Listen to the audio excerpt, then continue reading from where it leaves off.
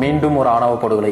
கவின்குமார்ன்றவர் மாற்று சாதியை சேர்ந்தவர்ன்ற ஒரே காரணத்துக்காக தான் வீட்டு பொண்ணோட பழகுனதுக்கு அந்த பொண்ணு வீட்டை சேர்ந்தவங்க கவின்குமார்ன்ற நபரை கூப்பிட்டு வச்சு வெட்டி வீசியிருக்கானுங்க. எதுக்கு? லவ் பண்ணதுக்கா? இல்ல, ஃப்ரெண்டா இருந்ததுக்கே. இன்னும் எத்தனை நாள் தான்டா இது தொடர போகுது? இன்னும் எத்தனை நாளைக்கு இப்படி வெட்டி வீசிட்டே இருக்க போறீங்க? எத்தனை பேர் இப்படி கொண்டுகிட்டே இருக்க போறீங்க? இதுல நோட் பண்ண வேண்டியது என்னன்னா, கொல்லப்பட்ட இந்த கவின்குமார்ன்ற நபர் ஒரு தலித் சமூகத்தை சேர்ந்தவர். குடிக்கிற தண்ணியில மலத்தை கலக்கிறது, புல்லட் ஓட்டிட்டான்னு சொல்லி கையை வெட்டுறது, கபடியில ஜெயிச்சிட்டான்னு போட்டு கொள்றது, இன்னும் எவ்வளவுதான்டா பண்ணுவீங்க? இன்னொரு பக்கம் நம்ம அரசாங்கம் எந்த கொம்பனாலே குறை சொல்ல முடியாத ஆட்சி, இது திராவிட மண், இது பெரியார் மண், இது அம்பேத்கர் மண்ணுன்னு பெருமை பேசிட்டு இருக்கும். இதெல்லாம் பேசிட்டு ஒரு பக்கம் வள்ளி கும்மி மாதிரியான சாதி அமைப்புகள் நடத்துற ஈவெண்ட்டுக்கு எல்லாம் போய் கலந்துக்கிற வேலையெல்லாம் பார்ப்பாங்க.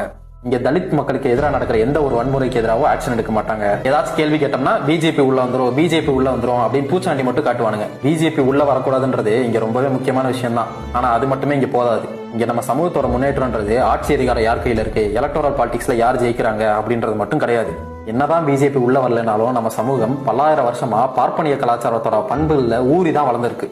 அதனால ஆட்சி அதிகாரத்தை பிஜேபி கையில போக விடாம பாத்துக்கிறது மட்டும் இங்க இருக்கிற சாதிய வன்கொடுமைகள், இங்க இருக்க பிற்போக்குத்தனங்கள், மத பிரச்சனைகள் எல்லாம் சரி பண்ணிடாது.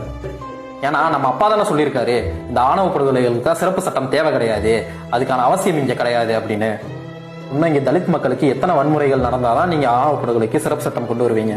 தினமும் காலையில கண்முழிச்சா இங்க பெண்களுக்கு எதிரான வன்முறைகள், தலித் மக்களுக்கு எதிரான வன்முறைகள், இல்ல இஸ்லாமியர்களுக்கு எதிரான வன்முறைகள், இந்த மாதிரி ஏதாச்சும் ஒரு நியூஸ் காதுல கேட்டுக்கிட்டே இருக்கும்.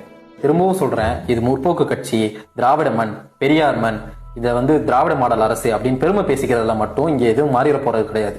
அதெல்லாம் நாங்க பண்ண மாட்டோம். முன்னாடி சொன்ன மாதிரி ஓட் பேங்குக்காக வள்ளி கும்மி மாதிரியான சாதி அமைப்புகளோட ஈவெண்ட்ல போய் கலந்துப்போம். இங்க ஆணவ படுகொலைகள் எது நடந்தாலும் அதுக்கு எதிராக எந்த ஆக்ஷனும் எடுக்க மாட்டோம்.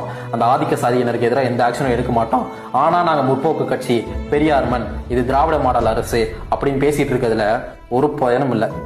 திரும்பவும் சொல்றேன், பிஜேபி உள்ள வர விடாம இருக்கிறது மட்டும் இங்க திராவிட இயக்கங்களோட, திராவிட கட்சிகளோட வேலை கிடையாது. இங்க ஆல்ரெடி சாதி அமைப்புகள்ல, சாதிய படிநிலைகள்ல ஊறி போன இந்த சமூகத்தை சீர்திருத்தம் பண்ணணும். வெறுமனை ஓட் பேங்குக்காக இந்த மாதிரி வேலைகள்லாம் செஞ்சுட்டு இருந்தீங்கன்னா பிஜேபி கையில போனா என்ன, போகலைன்னா என்ன?